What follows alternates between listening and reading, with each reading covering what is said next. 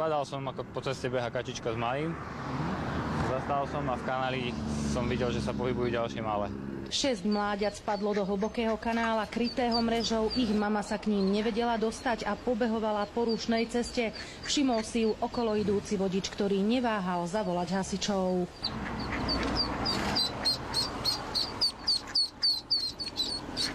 Za mamičkou.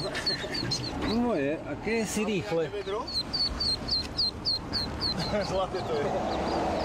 Upozorňovali odstavenými blikajúcimi autami okolo idúcich vodičov na to, že sa na ceste niečo deje, aby spomalili.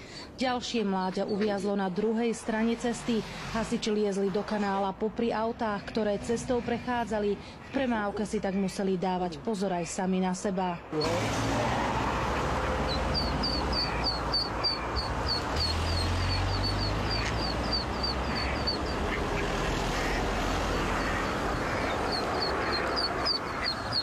Behala určite aj s malým.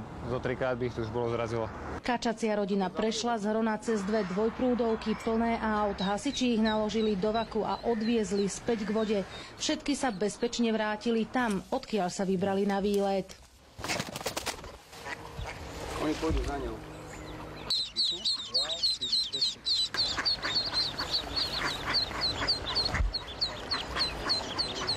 Z Banskej Bystrice Katarína Kováčiková, televízia JOJ.